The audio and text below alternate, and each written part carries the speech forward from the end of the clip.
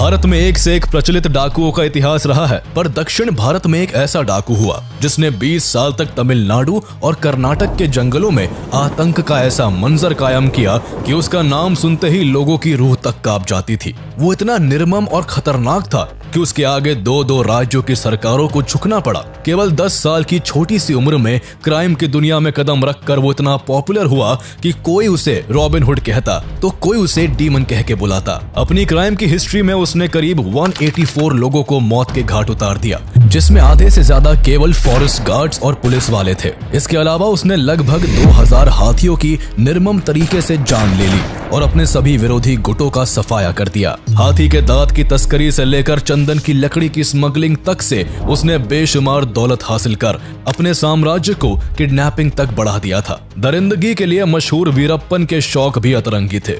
वो खूंखार दिखने के लिए न केवल लंबी लंबी मूछें रखता बल्कि पुलिस अधिकारी को मारकर उनके सर से फुटबॉल भी खेला करता था। एक समय ऐसा आया कि उसने कन्नड़ सिनेमा के सुपरस्टार राजकुमार को किडनैप किया तो कभी कर्नाटका के फॉर्मर मिनिस्टर नागप्पा को किडनैप कर उनकी दिन दहाड़े हत्या कर दी, जिससे पूरे भारत में सनसनी फैल गई।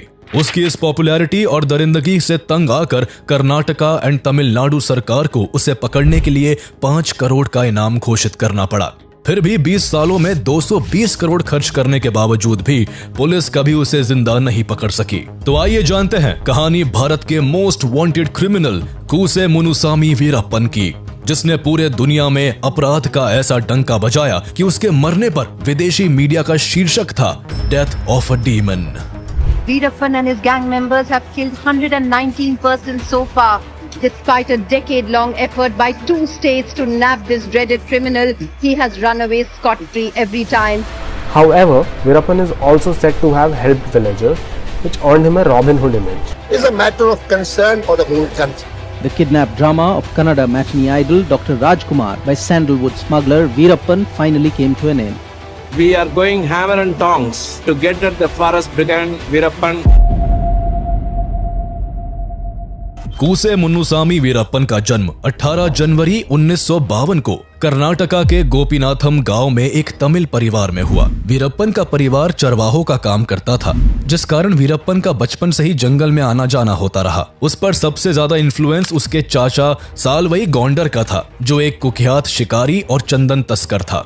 इसलिए बचपन से ही वीरप्पन आपराधिक घटनाओं को देखते हुए बड़ा हुआ, या यूं कहे कि अपराध उसे विरासत में मिला। आसपास के जंगलों में अपने चाचा की पहचान के कारण धीरे धीरे वीरप्पन की भी दोस्ती कई शिकारी ग्रुप से हो गई। जब भी वो जंगल जाता तो अक्सर शिकारियों को हाथियों का शिकार करते हुए बड़े गौर से देखता। धीरे धीरे करके वीरप्पन को भी हाथियों का शिकार करना और उनसे पैसे कमाने का काम अट्रैक्ट करने लगा। उस समय के मशहूर हाथी तस्कर मलयूर मम्माटियन से वीरप्पन सबसे ज्यादा प्रभावित हुआ और अपने मकसद में कामयाब होने के लिए छोटी सी उम्र में ही बंदूक चलाने की ट्रेनिंग लेने लगा।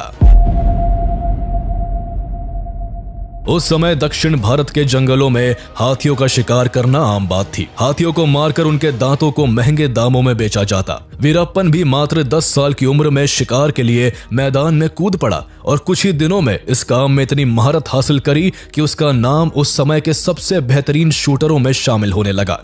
कई हाथियों की जान लेने के बाद वो 17 साल की उम्र में इंसानों का कत्ल भी करने लगा, जिसकी शुरुआत उसने जंगल के भीतर एक फॉरेस्ट गार्ड की हत्या करके की। शुरुआत में वो केवल अपने चाचा सालवई गौंडर के लिए काम करता था, लेकिन अपराध की दुनिया में बड़ा नाम कमाने के चक्कर में वो अपने चाचा से भी अलग हो गया और मात्र 18 साल की उम्र में एक शिकारियों के ग्रुप में शामिल होकर उसने धीरे धीरे अपना रुतबा बढ़ाना शुरू कर दिया। कुछ ही दिनों के अंदर उसने इस ग्रुप पर इस कदर पकड़ बना ली कि हर काम में वो अपने ग्रुप के हेड के बजाय खुद ही डील करने लगा। तस्करी के इस काम में बेशुमार पैसा था, इसलिए तेजी से वो फॉरेस्ट डिपार्टमेंट्स की नजरों में भी आने लगा था। धीरे धीरे करके वीरप्पन पहले से जंगल में पैठ बनाए पुराने तस्करों से भी आगे निकलता जा रहा था, इसलिए उन लोगों ने जल्द से जल्द वीरप्पन को अपने रास्ते से हटाने का फैसला कर लिया। अब जब भी वीरप्पन कोई डील करता, उसकी खबर पुलिस को लग जाती और उसे डील को बीच में ही छोड़कर जंगल भागना पड़ता था। पुलिस को ये सारी इन्फॉर्मेशन उसके कॉम्पिटिटर्स दे रहे थे, जिस वजह से उसकी दौलत और शोहरत तेजी से गिरने लगी। वीरप्पन को अपनी गिरती शोहरत जरा भी रास नहीं आ रही थी, इसलिए जो भी उसकी डील की मुखबिरी पुलिस को करता था,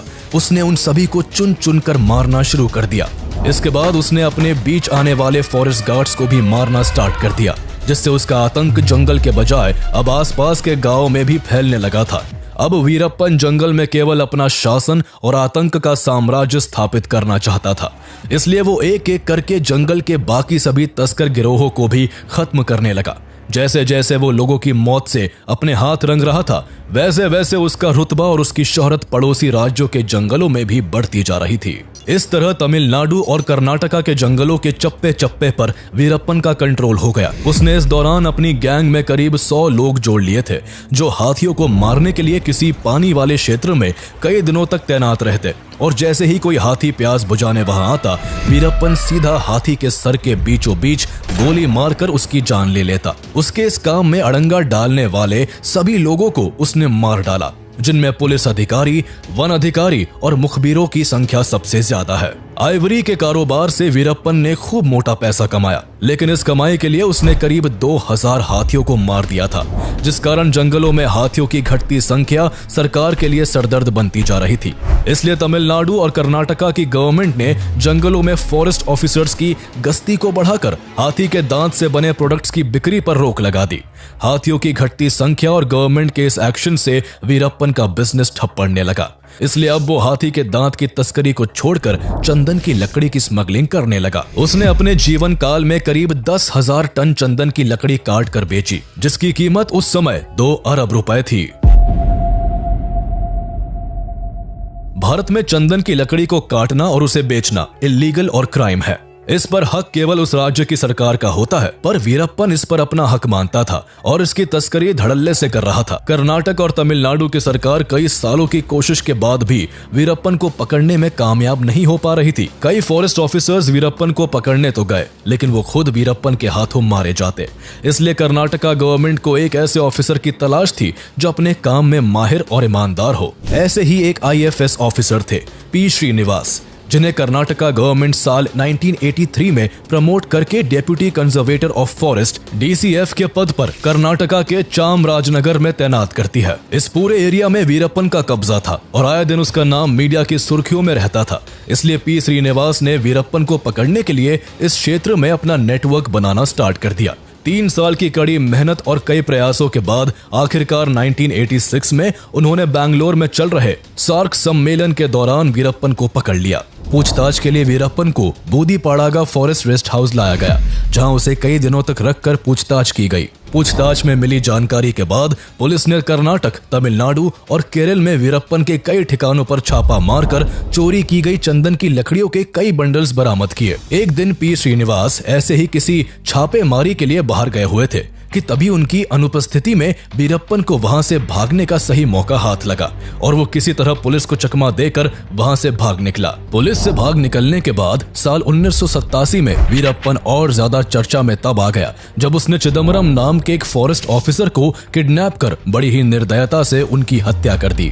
P. श्रीनिवास पहले ही वीरप्पन के भाग निकलने से उलझन में थे, वहीं इस घटना के बाद वो और भी ज्यादा ताकत के साथ वीरप्पन को दोबारा पकड़ने में जुट गए। P. श्रीनिवास ने इस बार वीरप्पन के गांव गोपीनाथम पर फोकस किया।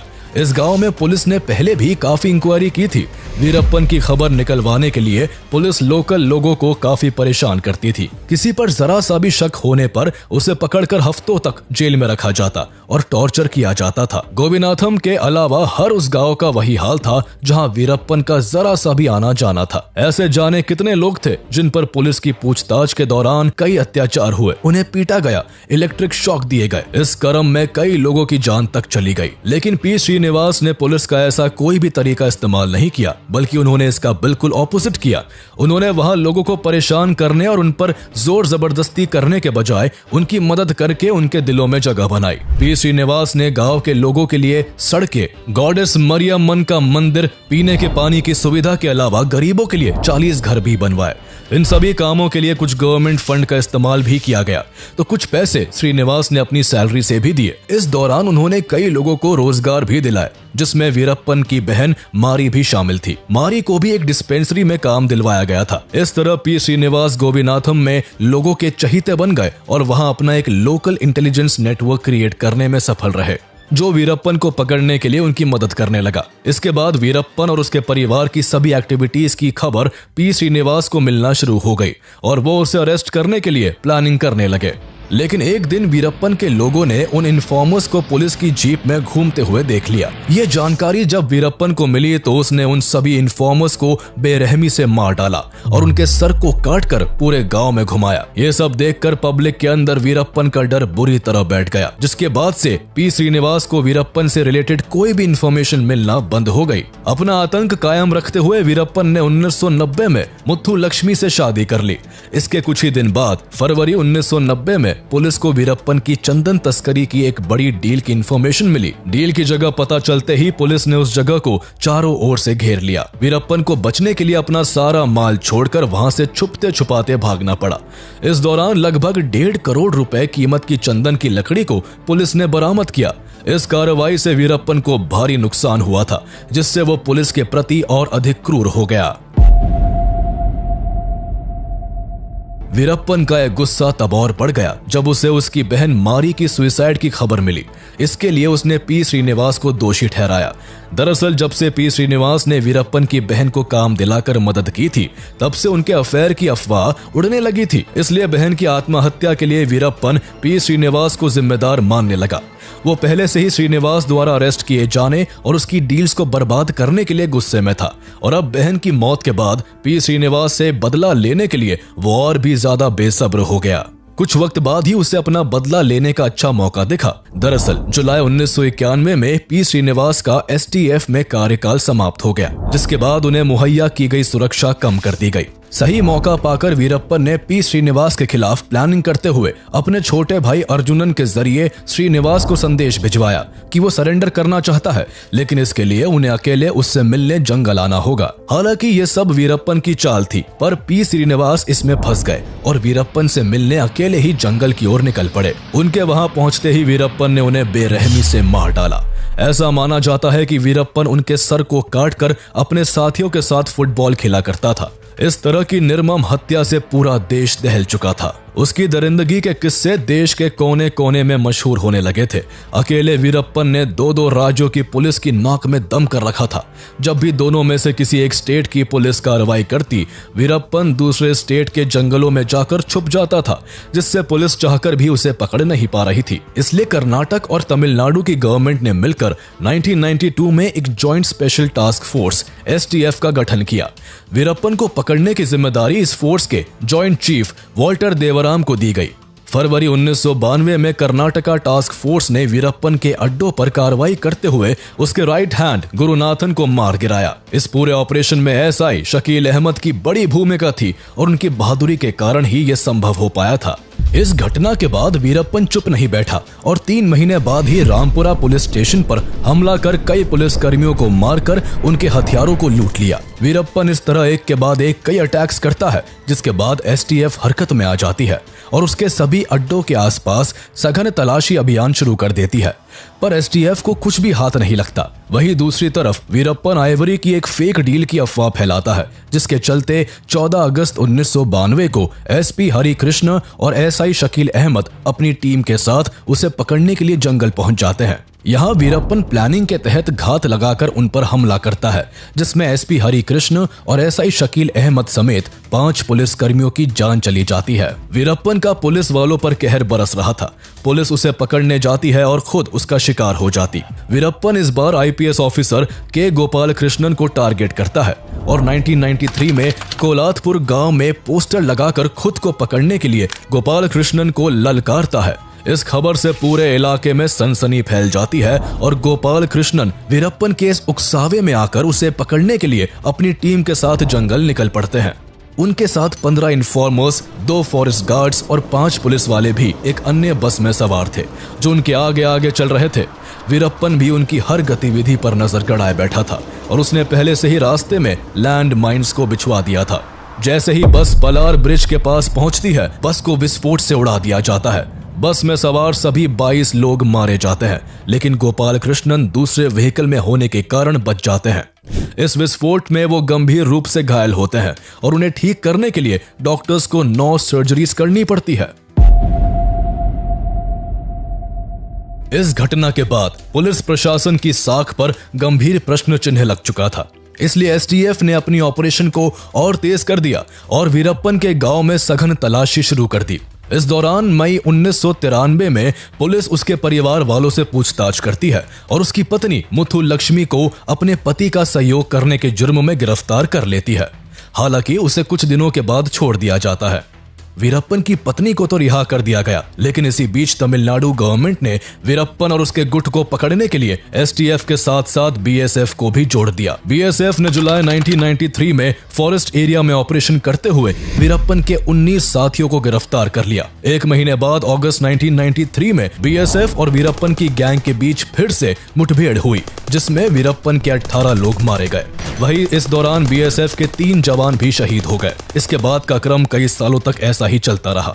कभी पुलिस वीरप्पन के गैंग मेंबर्स को मार गिराती, तो कभी वीरप्पन पुलिस पर छुपके से हमला करके उन्हें अपना निशाना बनाता। पुलिस लाख कोशिशों के बाद भी वीरप्पन को पकड़ना तो दूर, उसको छू तक भी नहीं पा रही थी। जंगल में उसने एक ऐसा साम्राज्य स्थापित कर लिया था जिसे 2 राज्यों की पुलिस मिलकर भी नहीं गिरा पा रही थी।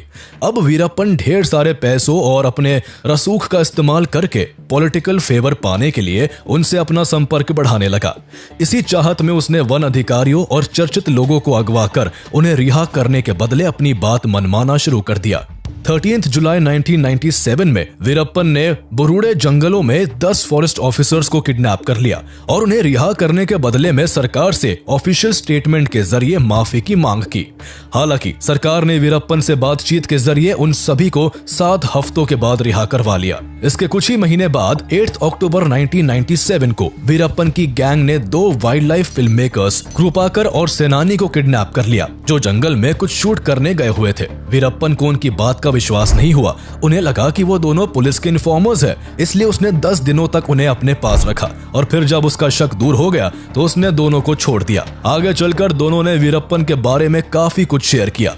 उन दोनों के अनुसार वीरप्पन को वाइल्ड लाइफ बहुत पसंद थी और जंगलों में सालों से रहने के कारण वो किसी भी जानवर को उसकी आहट से पहचान लेता और कई जानवरों की आवाजें भी निकाल लेता था। इसके अलावा समय समय पर वो अपने क्राइम की ऑडियो और वीडियो रिकॉर्ड करवाकर बाहर भेजता, जिससे उसके आतंक का कहर कायम रहे।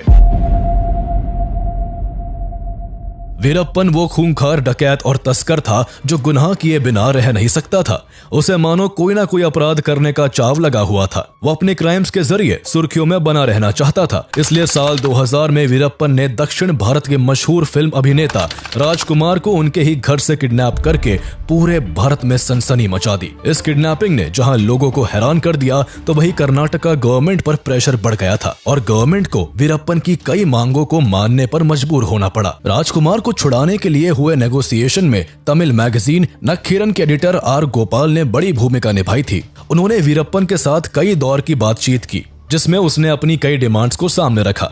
वीरप्पन ने तमिलनाडु और कर्नाटक में चल रहे कावेरी वाटर डिस्प्यूट पर तमिलनाडु के लिए जस्टिस की मांग की। साथ ही उसने तमिल को कर्नाटक की सेकंड लैंग्वेज बनाने की बात भी रखी।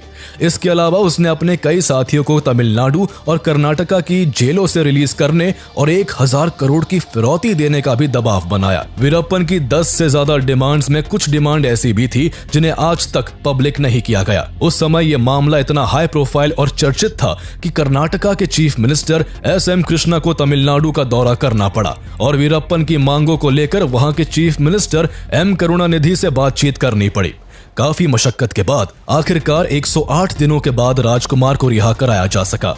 बाद में उस समय कर्नाटक के डीजीपी रहे सी दिनाकर ने अपनी किताब वीरप्पन्स प्राइस कैच राजकुमार में दावा किया कि राजकुमार को रिलीज करवाने के लिए कर्नाटक सरकार को 20 करोड़ रुपए वीरप्पन को देने पड़े थे। हालांकि राजकुमार के परिवार ने इसे मानने से इनकार कर दिया। इसके पीछे सच्चाई चाहे जो भी हो, लेकिन वीरप्पन का मशहूर लोगों को किडनैप करना अभी थमा नहीं था। राजकुमार की घटना के करीब 2 साल बाद 25 अगस्त 2002 को वीरप्पन ने कर्नाटका के फॉर्मर मिनिस्टर एच. नागप्पा को उनके गांव कामगेरे से किडनैप कर लिया। नागप्पा 1996 से 1999 तक कर्नाटका के एग्रीकल्चर मार्केटिंग मिनिस्टर रह चुके थे। उन्हें अगवा करके एक बार फिर वीरप्पन ने पुलिस की रातों की नींद उड़ा दी। नागप्पा को रिलीज करवाने के लिए कर्नाटक और तमिलनाडु की जॉइंट स्पेशल टास्क फोर्स को केरल पुलिस के साथ काम करना पड़ा। इस बार सरकार ने नेगोशिएशन ना करके नागप्पा को छुड़ाने के लिए पुलिस या कार्रवाई करने का निर्णय लिया, लेकिन पुलिस की प्लानिंग बुरी तरह से फेल रही। ना तो नागप्पा को छुड़ाया जा सका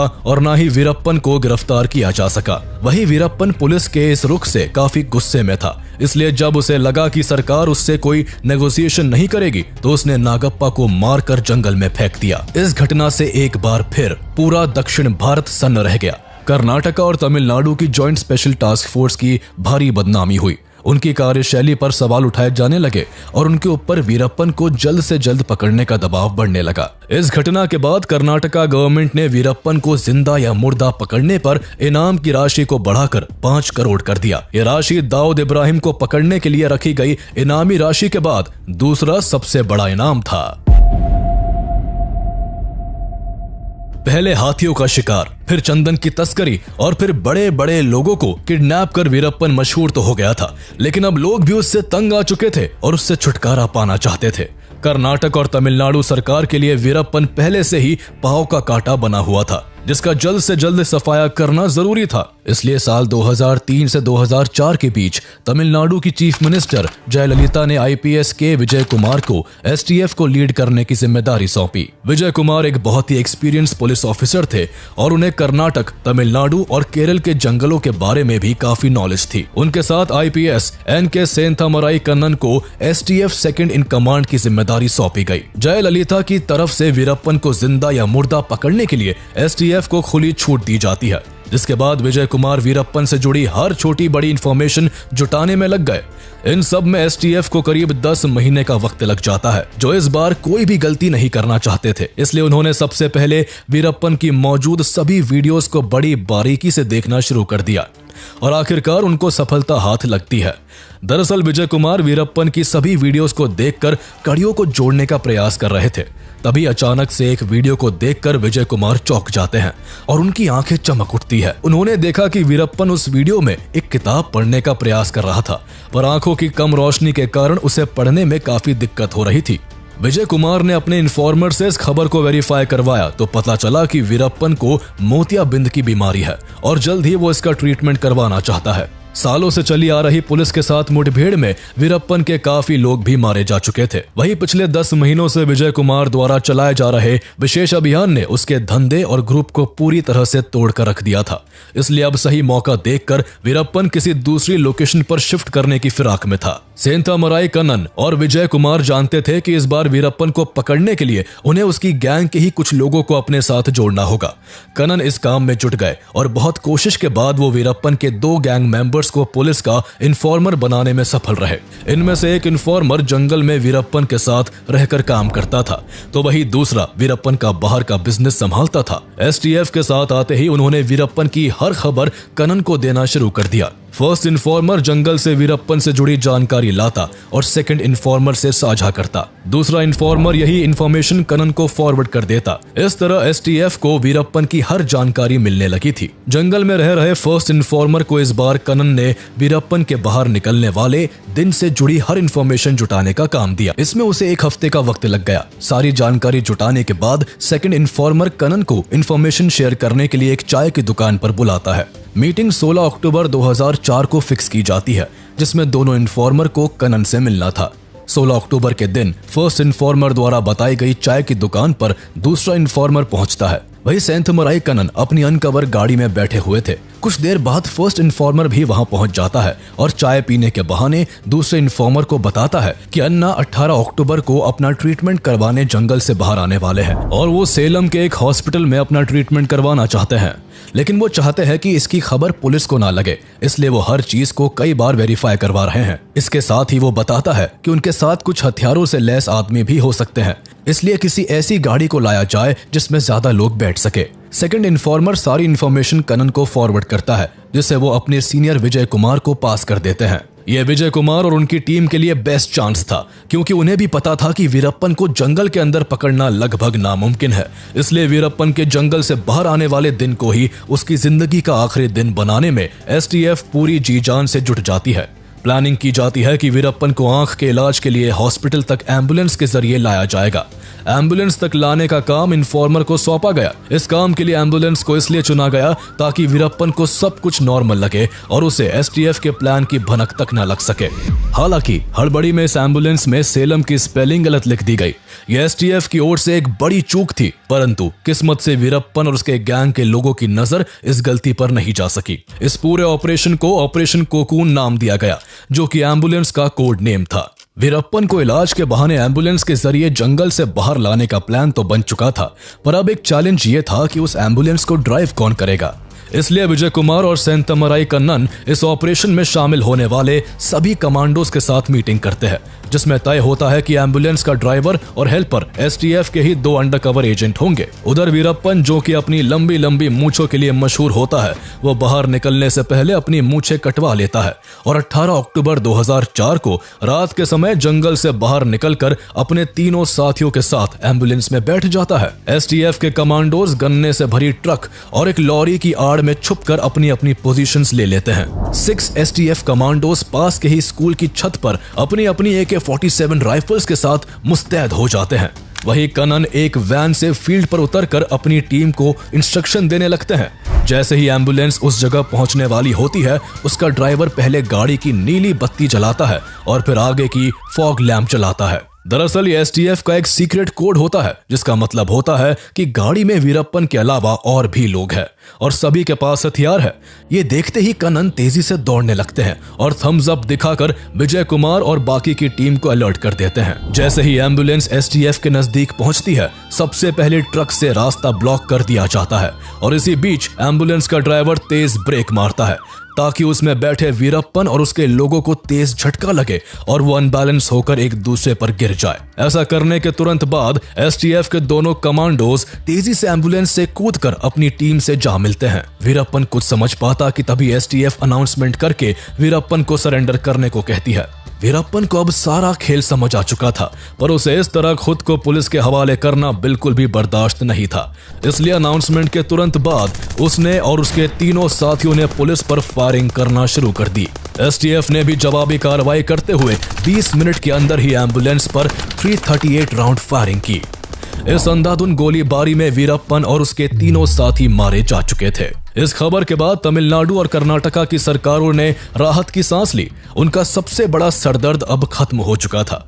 वही वीरप्पन की मौत से लोगों के बीच भी काफी जश्न का माहौल देखा गया। वीरप्पन के गांव के लोगों ने पटाखे जलाकर खुशियां मनाई। जैसे ही ये इन्फॉर्मेशन तमिलनाडु की चीफ मिनिस्टर जयललिता को दी जाती है, उनका खुशी का ठिकाना नहीं रहता। बाद में ऑपरेशन कोकून को सफल बनाने में शामिल सभी जाबाजों को उनकी बहादुरी के लिए तमिलनाडु सरकार द्वारा सम्मानित किया जाता है। हालांकि वीरप्पन की क्राइम की दुनिया को आगे बढ़ाने में पुलिस डिपार्टमेंट के कुछ लोग भी जिम्मेदार थे। कई बार वीरप्पन पकड़े जाने के काफी करीब आकर बच निकलता था, क्योंकि कुछ करप्ट पुलिस वालों के जरिए उसे सारी इंफॉर्मेशन पहले ही मिल जाती थी।